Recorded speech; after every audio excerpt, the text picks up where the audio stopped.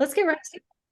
Um, the things that I read, how she had described that exhibit and how it was portrayed, it's just a really powerful message. Mhm.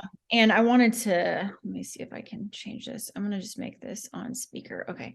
And what I've found really stunning, just even the in the writing and the description of it all, talking about the schools to prison pipeline.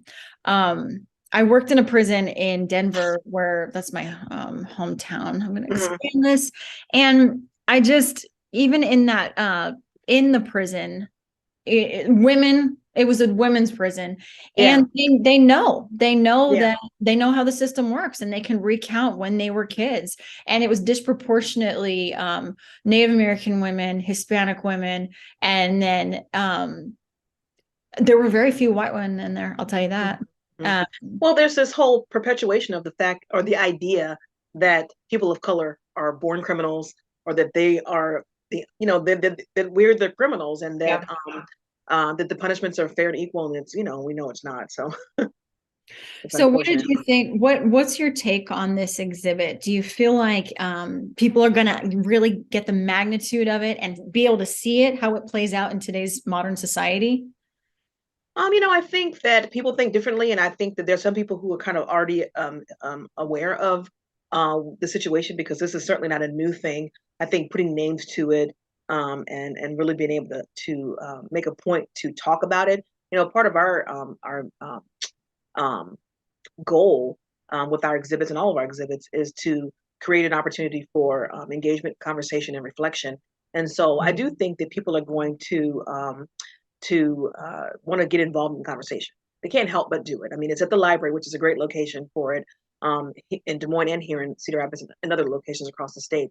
There has been some resistance, but I think that that's going to be with any kind of topic that's controversial, or where it kind of is divisive. But that's okay. I think we need to have these conversations because it can have a way of eliminating the division in a sense, when people are on the same page about the history behind the topic, and being able to work that into realizing where we are today, and how the foundation of the story, the narrative, makes an impact on what we are right now.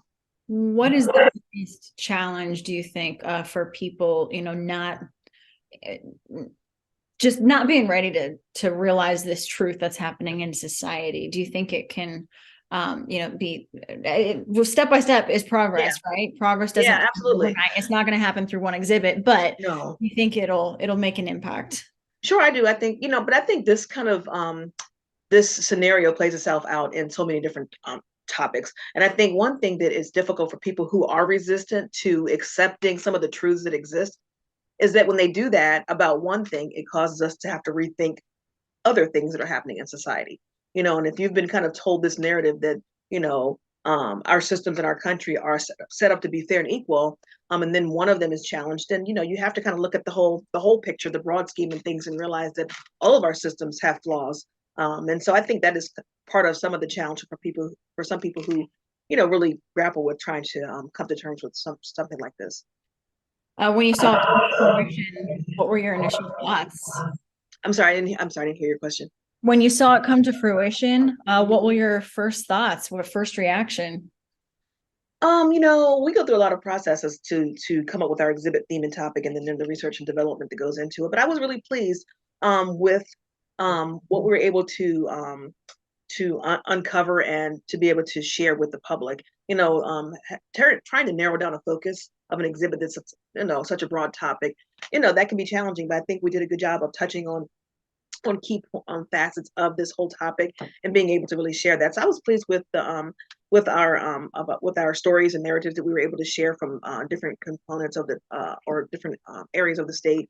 And so far the reception has been good. People are happy to see that we had stats and we had narratives from different places, and so it's not confined to one particular part of the state, or even to just the state. I think we've done a good job of also highlighting the national issue that's in this particular systemic oppression, if you will. So I think that I was pretty pleased with what's happening, and also being able to utilize the library versus our regular gallery space. It was great to be able to see that work to our advantage. I think what what's really inspiring, from the outside looking in, just looking at what y'all have on the web and then thinking about going, I think the big message here is collaboration. It takes partnering. It takes everybody and, and people from different backgrounds, different walks of life, people who are not affected by this issue, given their ethnicity or where they grew up. I would you agree that this kind of collaboration is what needs to continue to happen? Absolutely. To be the Absolutely. And I think that honestly, I think that even if people aren't aware that a topic or a situation may be impacting them, I think it impacts everybody. Whether or not you know it or not is, kind of the thing. Once you become aware, then you have this kind of like this awakening where you can actually start to see and pinpoint where it was something that was around you. You just didn't notice it until it became so somebody pointed it out. But I don't think this is something that doesn't impact every single person alive from so many different perspectives. And I do think that collaboration is key. The public library is accessible to everybody.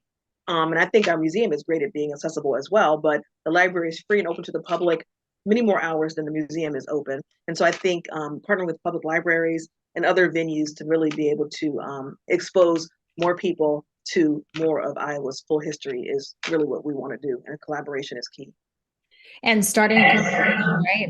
I think that's going to be a powerful first step effect of this is just get conversations going. Absolutely, absolutely. And we've seen already in the last couple of months people who have really become engaged, and not just individuals, but organizations and groups like school districts and administrators. So it's been really effective, I think, already. So I can't wait to see what develops over the next few months. Beautiful. Is there anything else you wanted to add?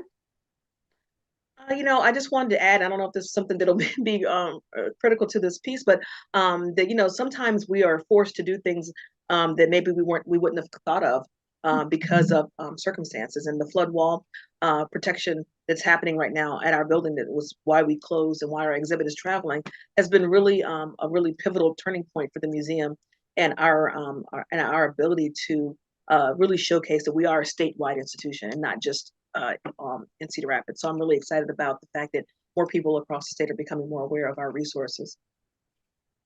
It's great. Good thing, more good things to come, it sounds like. Yeah, thank you.